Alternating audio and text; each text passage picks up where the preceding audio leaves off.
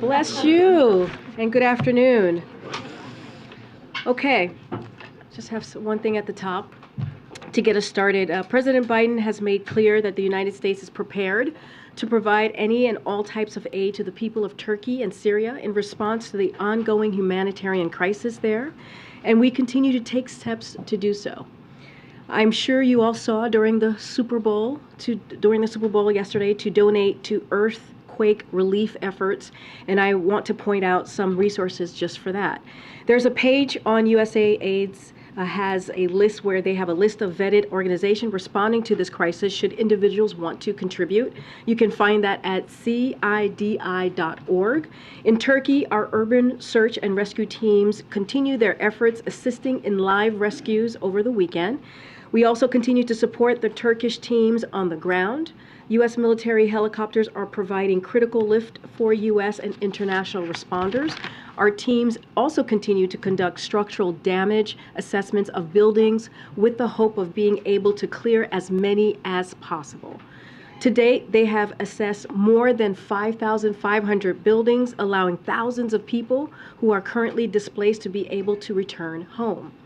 In Syria, cross-border aid shipments have increased. Yesterday, a fourth UN convoy of 10 trucks from a U.S.-supported humanitarian partner successfully crossed into Syria from Turkey. That brings the total to 52 UN trucks, but more needs to be done. It's critical for the Security Council to authorize 2 additional crossings to help deliver life-saving assistance. We cannot delay any longer. Again, I want to emphasize that any U.S. or international sanctions include exemptions for humanitarian, medical, food, and other aid. And one last thing before I turn it over to the Admiral, I just wanted to make sure we address this from the White House. I know there have been questions and concerns about this, but there is no indication of aliens or extraterrestrial activity with these recent takedowns. Again, there is no indication of aliens or terrestrial activity with these recent takedowns. Wanted to make sure that the American people knew that, all of you knew that, and it was important for us to say that from here because we've been hearing a lot about it. I'm not. Would you tell us? I'm just, I loved E.T., the movie, but I'm just going to leave it there. With that, with all seriousness, I know there's a lot of questions about the flying objects. Admiral John Kirby is here with us today, and he's going to have a couple things to say at the top about it, and then take your questions, okay? Thanks for clearing that up. Makes my job easier. I do have quite a few comments here at the top, so I do hope that you'll just bear with me and then be happy to take whatever questions you might have. So I'd like to begin today by updating you on our efforts to recover the debris of several objects that the United States Air Force shot down over the last few days, as well as that of the spy balloon belonging to the People's Republic of China. And I'd like to put into some context for you how we have worked and are still working to better understand the issue of high-altitude, low-speed craft. Now let me start with the Chinese program. When President Biden came into office, he directed the U.S. intelligence community to do a broad assessment of Chinese intelligence capabilities and to ensure that we were working to detect and to protect against them. I think for reasons that you will all understand, we cannot publicly go into many details about how we discover and counteract foreign intelligence collection efforts, because much of what we have done and are doing is, of course, sensitive. But we were able to determine that China has a high-altitude balloon program for intelligence collection that's connected to the People's Liberation Army. It was operating during the previous administration, but they did not detect it. We detected it. We tracked it. And we have been carefully studying it to learn as much as we can.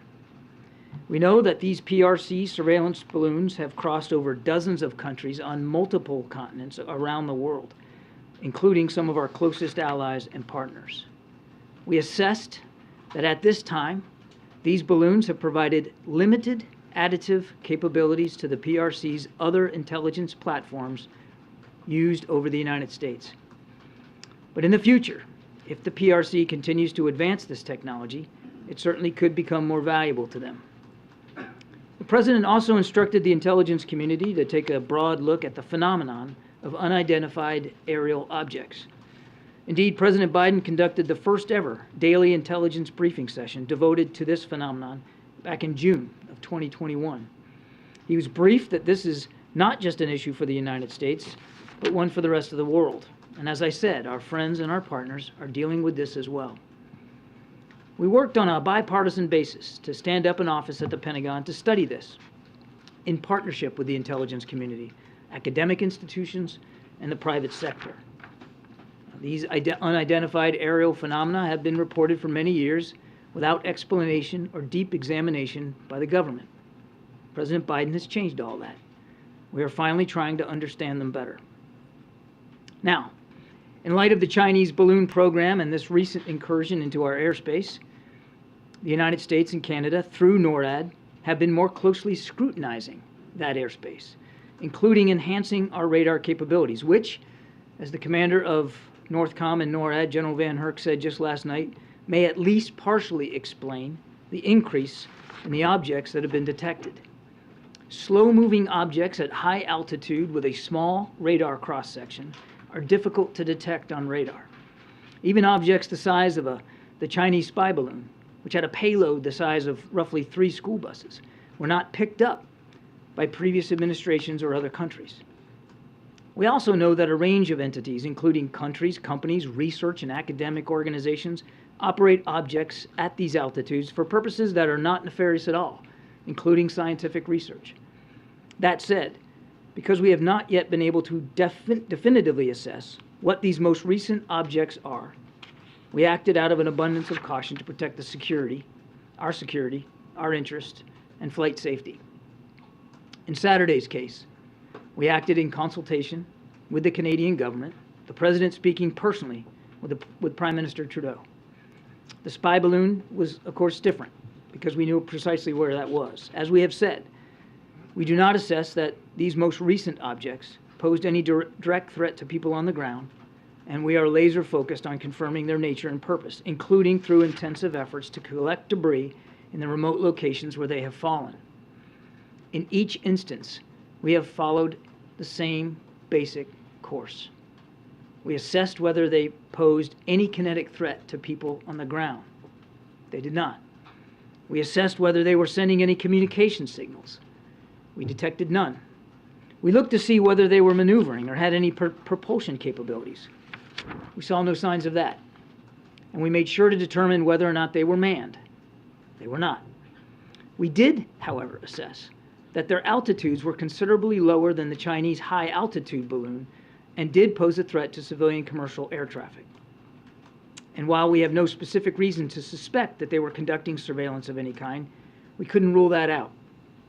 That is why the President, at the recommendation of the Secretary of Defense, the Chairman of the Joint Chiefs of Staff, and the NORTHCOM NORAD commander, gave the order to shoot them down. These missions were completed successfully and safely. Efforts are actively underway right now at all sites to find what is left of those objects so that we can better understand and communicate with the American people what they are.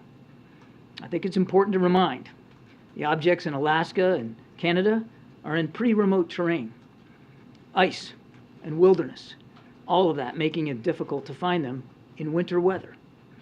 The object over Lake Huron now lies in what is probably very deep water. So outside of recovery operations, what are we doing? Well, first, we are continuing to monitor. There are no active tracks today, but the professionals at NORAD will continue to do their important work.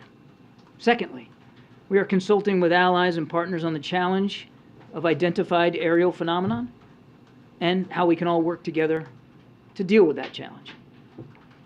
The President has directed the Secretary of State, Secretary of Defense, and the Director of National Intelligence to engage with their relevant counterparts to share information and to try to gain their perspectives as well. Again, this is an issue that affects everybody around the world. Third, we will continue to brief members of Congress and relevant state leadership on what we are doing and what we learn. The President has made this a very top priority. We have, over the course of just the last few days, and certainly over the course of last week, reached out to inform and brief members of Congress and relevant state governors of the operations that we were conducting and of the recovery operations that are underway. We've also kept Congress briefed generally on this issue of Chinese surveillance balloons, including classified briefings last August. And last week, administration officials provided classified briefings for all senators and all members of the House of Representatives on the PRC surveillance balloon. We fully expect and anticipate and support the ability to continue these briefings in the days ahead. And fourth, the President, through his National Security Advisor, has today directed an interagency team to study the broader policy implications for detection, analysis, and disposition of unidentified aerial objects that pose either safety or security risks. Every element of the government will redouble their efforts to understand and mitigate these events. And I'm happy to take some questions. John, if the objects don't pose a military threat and they don't pose a threat to anybody on the ground, why shoot them down? Particularly because the military is routinely monitoring radar blips. I kind of covered in the opening statement. Two real reasons here. First, there was a very real potential risk to civilian air traffic. The one shot down on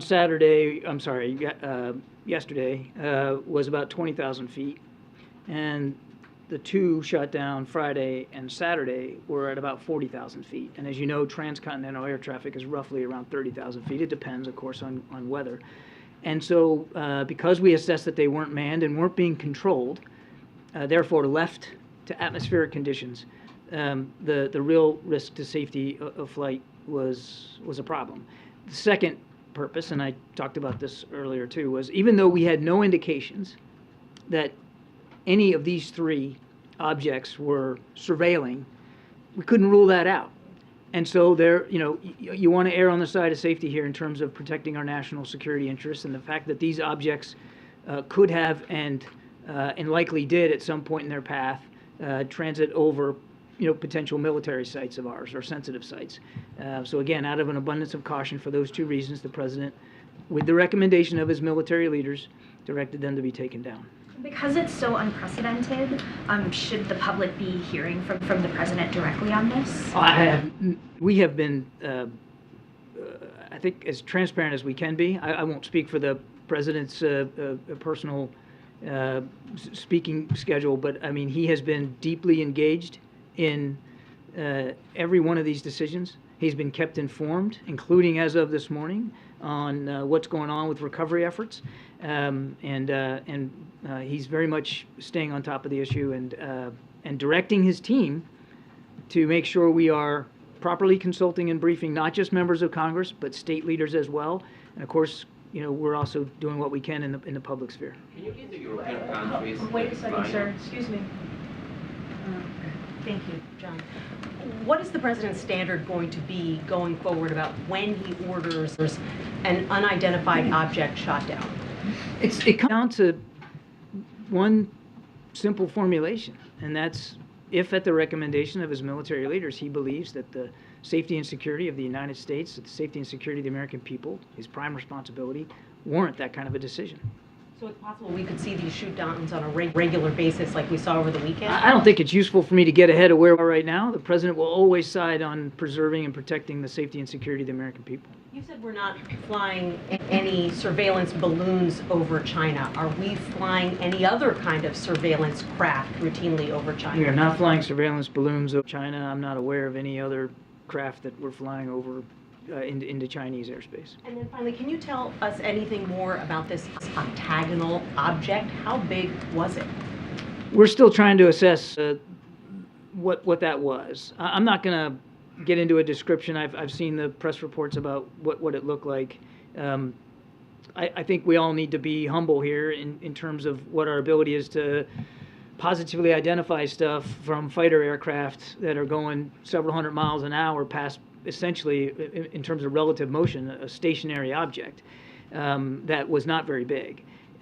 So we don't know what this exactly looked like, and again, we're still not sure exactly what the purpose of it was or who owned it, but we hope to be able to find out more once we can recover the debris from that one and from the other two as well.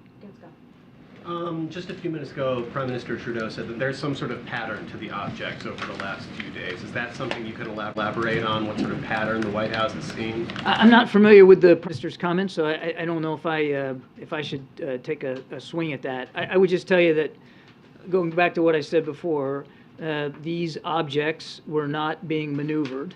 They did not appear to have any self-propulsion. So the likely hypothesis is that they were being moved by the prevailing winds. And maybe perhaps that's what the Prime Minister is talking about. I don't want to speak for him, but certainly as the prevailing winds, particularly at that altitude, go west to east across the North American airspace, I mean, there was a general common movement in that regard. You spoke at the top about kind of reassessing radar given what happened with the initial balloon. Can you give us a sense, can we expect, should we assume that this is the regular number of these objects over the United States, that they've always been there and they just haven't been looked at the same way? Or is there any reason to expect that this is more than usual that are flying over? So two thoughts there. I mean, I think we can all get our heads around the fact that there are sometimes things floating at high altitudes for various purposes. As I said, scientific research, weather balloons, all manner of innocuous craft can be aloft at high altitudes. I don't think that that's necessarily unusual here. It's difficult for me to say exactly what you can expect going forward. One of the reasons that we think we're seeing more is because we're looking for more. As you heard General Van Herk mention last night, they have modified the filters and the gains, as we call it, of the radar capabilities to look more discreetly at high altitude, small radar cross section, and low speed objects.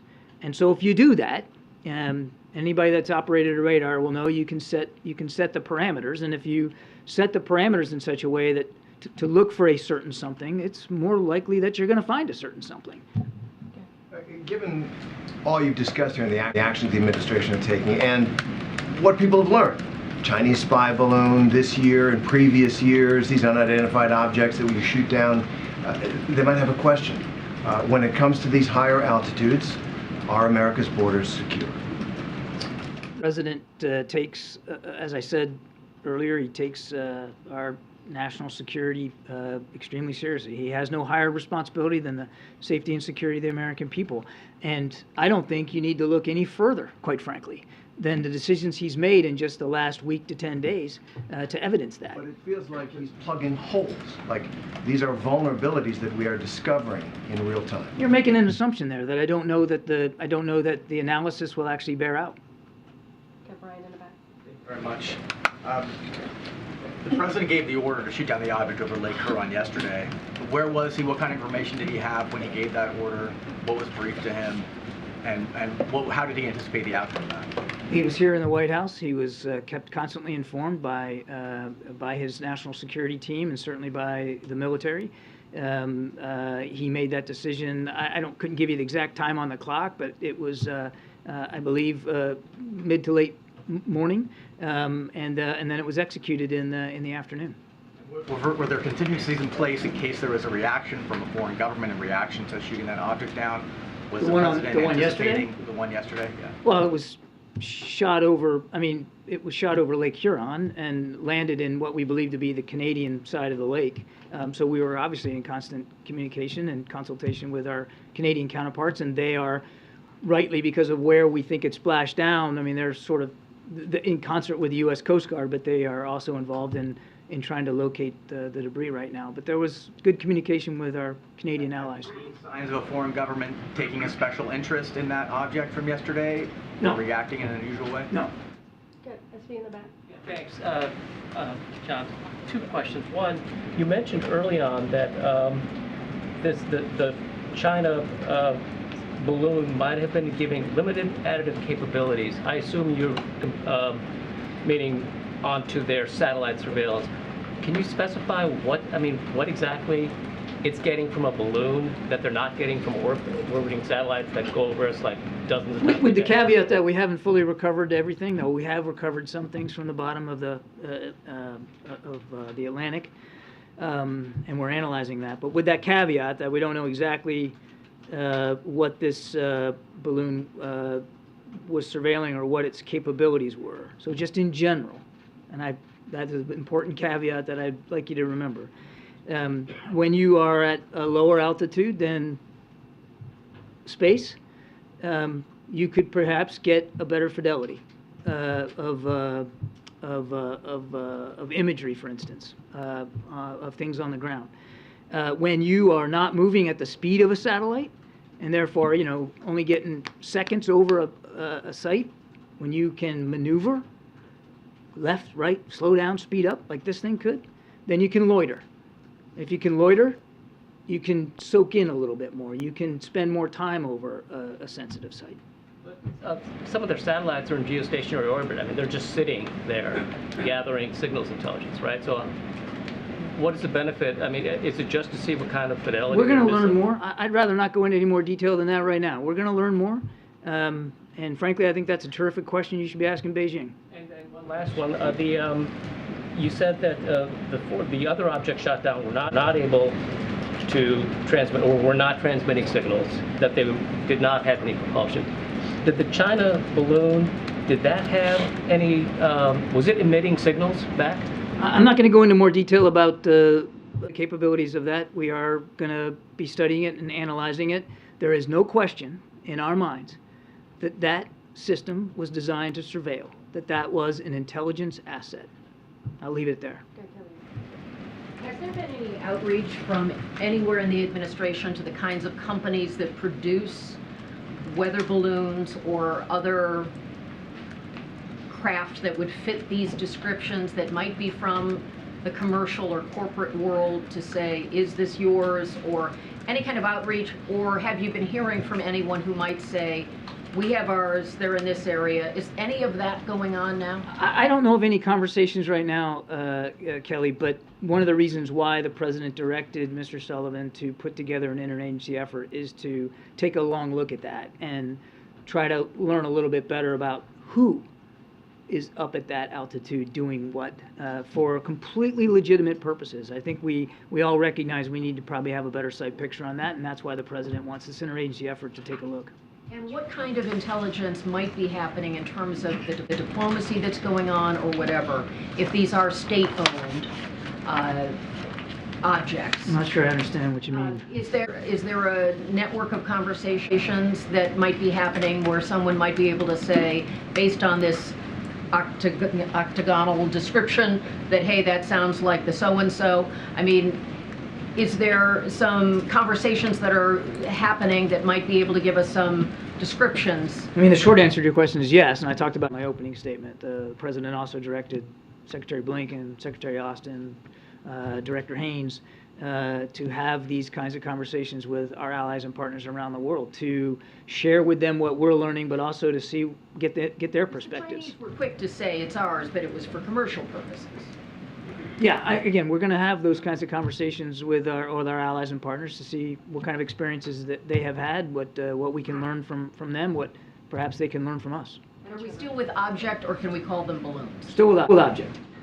To follow up on Kelly's question, And I won't mess that up today. on the corporate angle, is there any expectation that this is going to affect the executive order on surveilling the U.S. companies and what they're doing in China and their I know of no operations such there? change to that executive order. Okay, and then is there, and you said a moment ago that there's no knowledge of a U.S. balloon or other craft over Chinese territory, just being cognizant of the fact that China has a different definition of what their territory is than the United States. Is there any U.S. surveillance aircraft over Taiwan, over the South China Sea that would fit into that? There is no U.S. surveillance aircraft over Chinese in Chinese airspace. Okay, even Chinese claimed airspace. There is no U.S. surveillance aircraft in Chinese airspace. Okay, and then just finally, is there any new formal approach that's being developed as far as how you're going to deal with these things on a systematic basis going forward? Is there a Well, review? again, and that's exactly what the the president wants Mr. Sullivan to run as a process, an interagency process, to help us, as I said in my opening statement, get around the policy implications here, and whether or not there needs to be any policy changes going forward.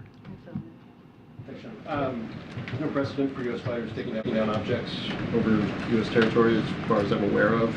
I guess my question is, you talked about the tweak in the radar systems. Yeah. Has there been a tweak in the threshold for the Pentagon presenting to the President signing off on military action related to anything over our airspace? I'm not sure I'm following what you mean. In the wake of the spy balloon, Yeah. the radars were tweaked, which is why you think you're seeing some of these things. Right.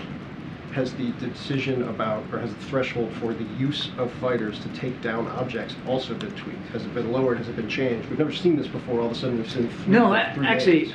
I'm sorry I didn't understand it at first. No, I mean, and you heard General Van Herk talk about this last night. He's using established protocols to engage craft in the air, aircraft in the air, that can be legitimately brought down. And as he said last night, the best way to do that, certainly in a timely and efficient, effective way, was through fighter aircraft and through the Sidewinder air-to-air missiles. And they looked at, and he talked about this, they looked at other options to try to bring them down, to include gunfire, but that would have presented a greater risk to the pilots themselves. So this was the safest, most effective way to do that. Now, where we go from here, I think we just don't know right now in terms of whether there needs to be threshold changes, as you put out. I think it's important to just take a step back here, and remember what the president did was ordered these actions with the safety and security of the American people foremost in his mind, and there were very good reasons to do it. The military then, once given an order, determines how they're going to execute that order. General Van Herk decided that the best way to do this was with Sidewinder missiles and fighter aircraft. And just to quickly put a sharper point on it, this isn't reactive to the Chinese spy balloon in the sense of there was political pressure, and so we are going to act quickly to take down any objects over our airspace because of the pressure that came from, say, republics.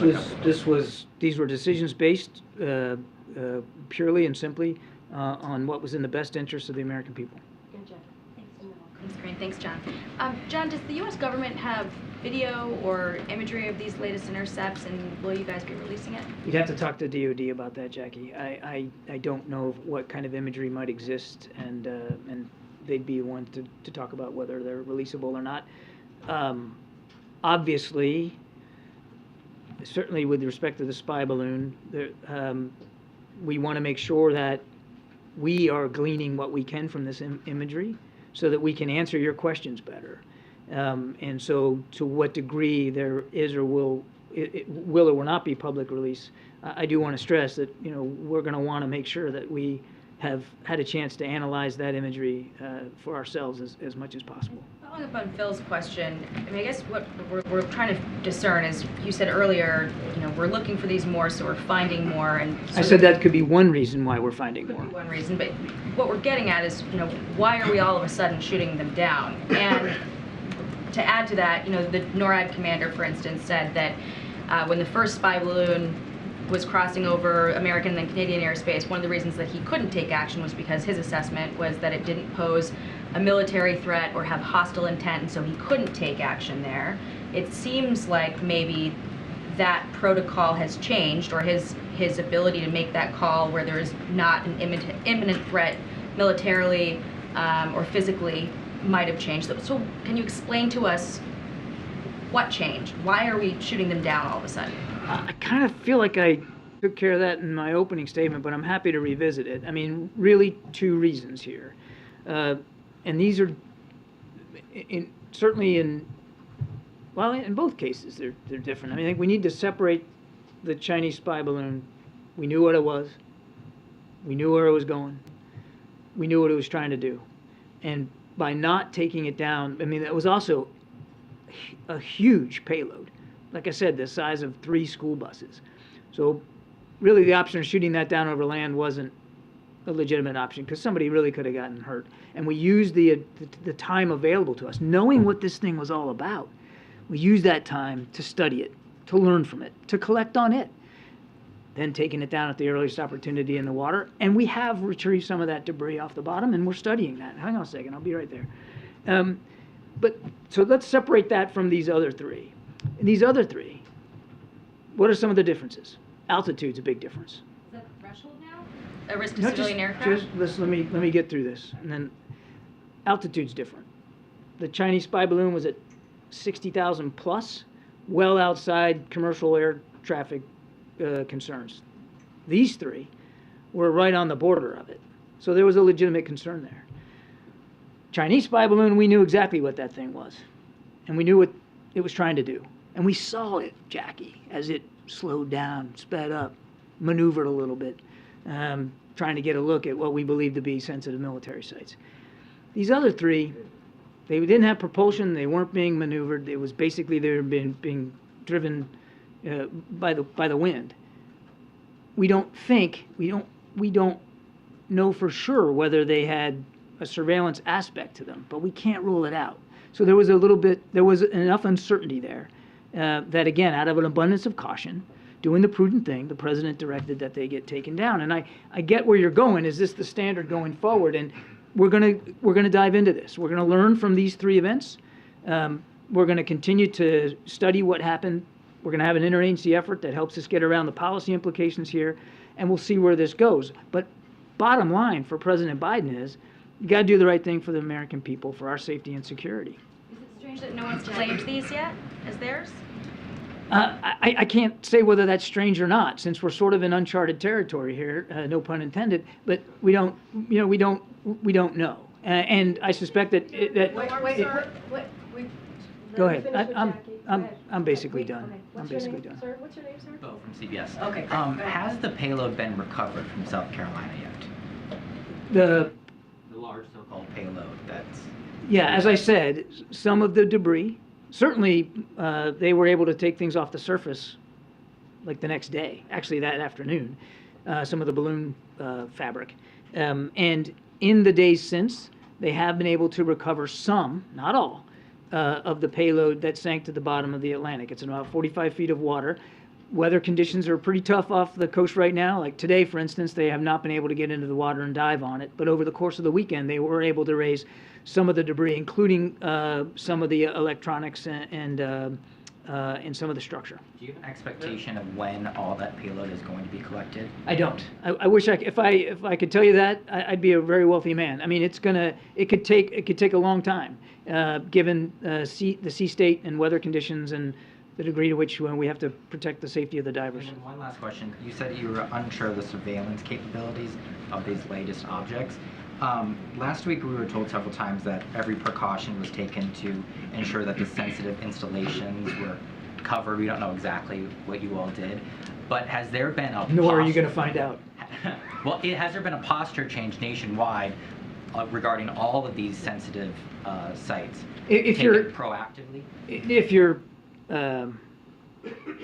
let me just put a fork in this. If the implication is that there's some sort of blanket now security policy for every base on the continental United States, the answer is no.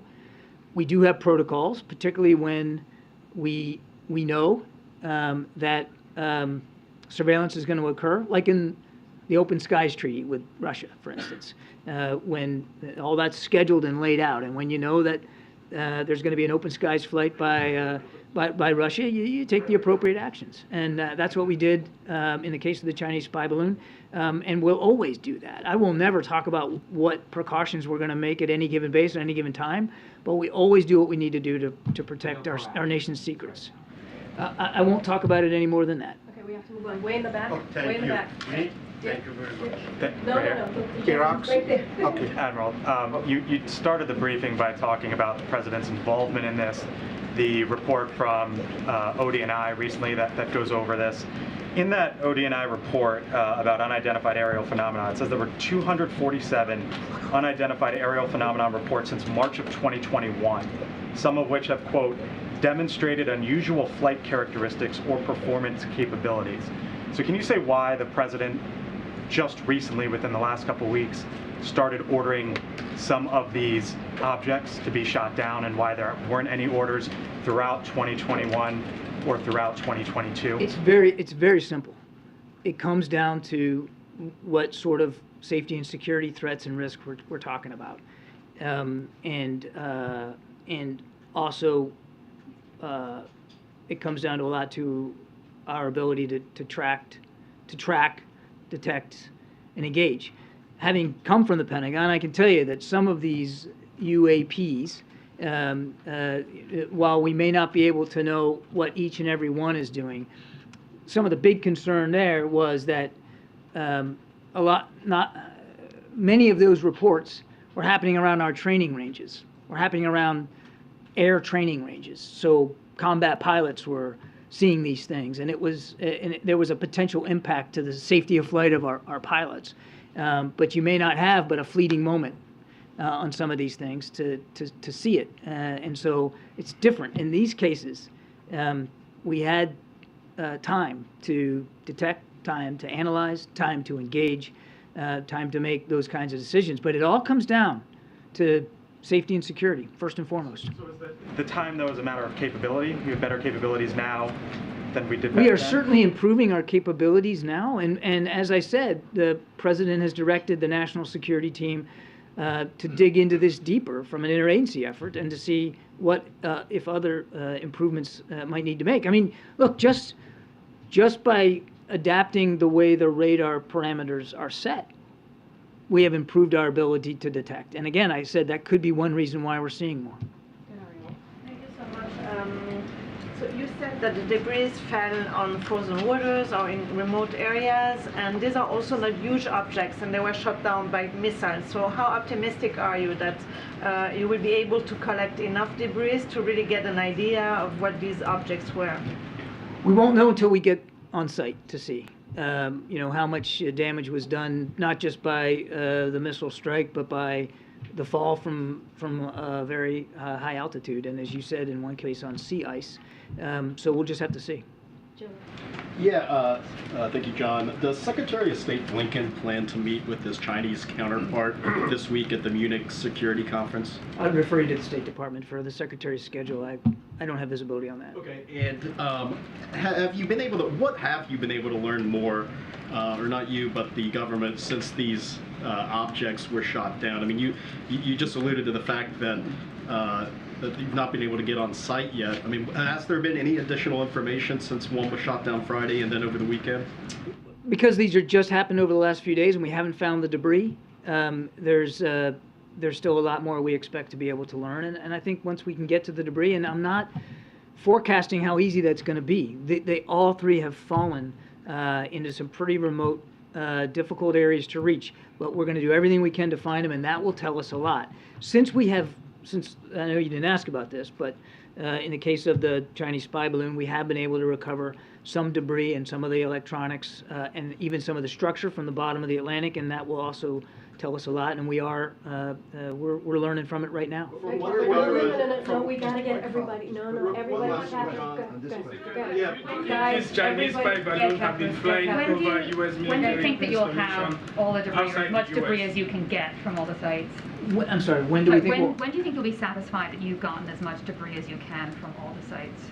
I wish I could give you a date certain on the calendar. I can't do that. We're working to surveil them right now. In fact, there's an Navy P-3 that's flying over the site in Alaska. The Canadians are in charge, obviously, of the one in the Yukon, and now the Coast Guard is in Lake Huron working with the Canadian Coast Guard to do the same thing there. So we're working this as hard as we can, and we will keep you informed as we learn more. As I'm doing today, divers in the water over the weekend. We have recovered debris off the coast of South Carolina. We'll keep you informed. Will you brief Congress this week? There have been briefings as early as late last week, and we do fully expect that there will be additional briefings this week, perhaps even later today. We're running out of time, Just on Beijing's response, they've been very harsh. They said the first balloon was an accident and the last 3 objects were not theirs. How do you respond to that? Has the White House had conversations with Beijing about this, and can you share a little bit about that? We know the first one was Chinese. They admitted it. They claimed it was a weather balloon. We know it's not. These 3, we don't have attribution for right now. We don't know who owns them. So I'm not going to take anybody's word at face value here until we can get a chance to take a look at them. Are we in touch with the Chinese? we have an embassy in Beijing. We maintain routine diplomatic conversations, and we have had over that spy balloon incident, we did have private discussions with senior Chinese leaders. Thanks. Thanks, Admiral. I know you just said that, are you in touch with the Chinese? Is there any effort to arrange a call with President Xi at all? I'm not aware of any plans for that. If I could just ask a question on Israel, does the president plan to speak with PM Netanyahu about the moves his government is making to try to weaken the Israel judiciary? I have no calls or conversations to read out, but we are deeply concerned by some of the moves here with respect to settlements. The U.S. The Moldovan president just recently has said that there was a Russian plot to sort of overthrow her government and break Moldova's path to Europe. It was something that President Zelensky himself had also warned about. What is the U.S.'s assessment of this possible plot, and more broadly, what is the concern about Russia's attempts to sort of influence these pro-European governments in the region, even though it's right now focused on Ukraine, about other countries in the region? So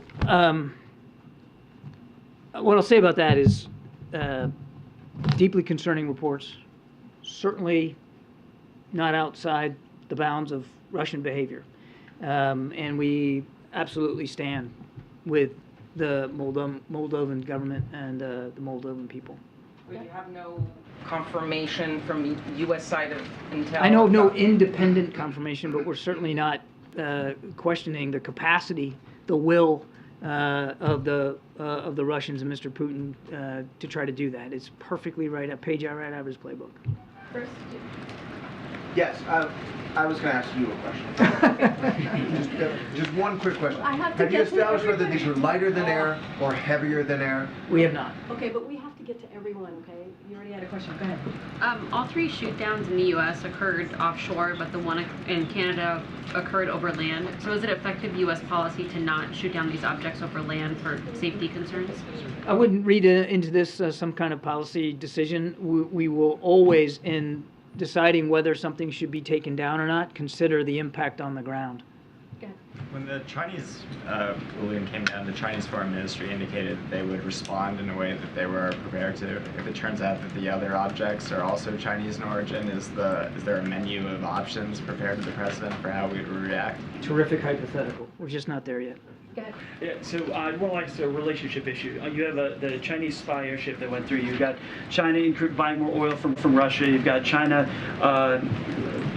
opening up cases in the U.S. trying to steal U.S. technology from universities. President Xi is going to be meeting with the Iranian president. At what point do you review a big review of the U.S. relationship with China? And at what point does the president ask for a call from President Xi? Again, I have a call to talk about today. Let me just, again, level set here, and I know I'm running close on time, but sorry. No, it's not your fault. But the president met with President Xi at Bali at the G20. The whole purpose of that discussion was to move this relationship forward in a better way. Most consequential bilateral relationship in the world, the president knows that. And he wanted to move that relationship forward in a better way. And Secretary Blinken was dang near wheels up, trying to head to Beijing to have those kinds of conversations, to get some of these communication vehicles and venues back on track, whether it's climate change or military to military. We were willing to do that. We were looking forward to doing that. And then the Chinese decided to fly a surveillance balloon over the continental United States, and it wouldn't be inappropriate to have that meeting. When are those discussions going to get back on the calendar? I couldn't tell you. As Secretary Blinken has said, it'll happen at the appropriate time. Now is not that time. It doesn't mean, and people shouldn't take away from this, that all communication has been severed between the United States and China, that Beijing and Washington aren't talking. We still have an embassy there. We still have an ability through Secretary Blinken's good offices to communicate with senior Chinese leaders. Unfortunately, the Chinese military is not interested in talking to Secretary of Defense Austin, but there are still ways to communicate. And the president would tell you that now's exactly the time to at least preserve some of those lines of communication so that we can avoid miscalculation. Set back the relationship. What's that? Has this list of things set back the relationship? It has certainly not helped us move forward in the way that we wanted to move. Right, last question in the back, and that's going to be the last Thank question you for the very briefing. much. No, sir. No, sir. Perhaps No, it's right here. James, Go ahead. okay. Me? Oh, thank you. Last Friday, you answered my question about President Biden's message during his trip to Poland. But I'm wondering why he specifically chosen Poland for this trip, since so many countries are helping Ukraine, and he visited Poland 11 months ago. The president's really looking forward to this trip. Certainly not lost, I'm sure, on any of you that it's timed around what sadly is going to be a year of war in Ukraine. Poland has been a strident ally, a tremendous supporter of Ukraine, and a generous host, not only to American troops, but millions of Ukrainian refugees who have fled there in safety. The Poles are, pardon the pun, but they're punching well above their weight, and we very much appreciate all the support. The President wants to thank President Duda in person. He wants to thank the Polish people in person. He wants to make broader points about how it's important for the kind of courage and unity we're seeing out of Poland and so many NATO allies continues sadly into what will now be a second year of war.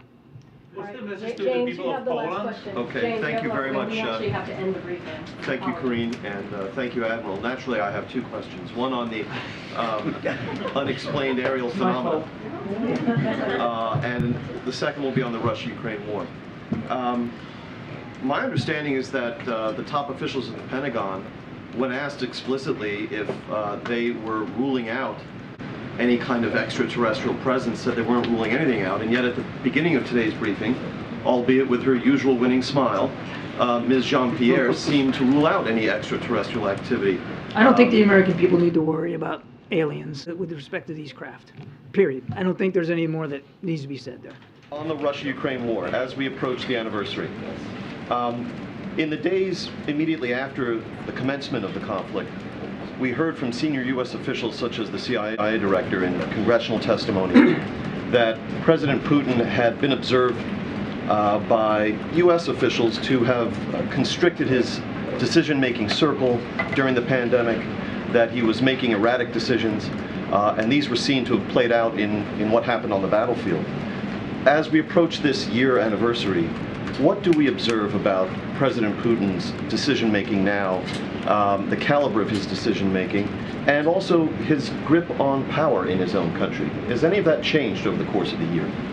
I can't speak to the way Mr. Putin gets advised and how he, who's advising him and what they're saying. I couldn't begin to get inside Kremlin decision-making processes. Clearly, Mr. Putin is not making good decisions. Shouldn't have invaded in the first place. This is a country that posed no threat to anybody, let alone Russia.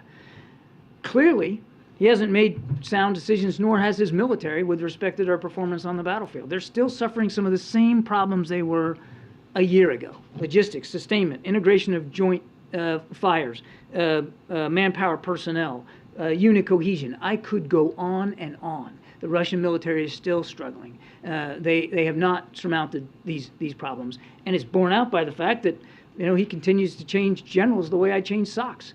So I mean, he's still struggling. All right, sorry, guys, we have to end the briefing. I got to go into the Oval, but I will see you tomorrow. And thank you for the compliment on the smile. I appreciate that. But I'll be back tomorrow. Thanks, everybody. Have a great Wednesday.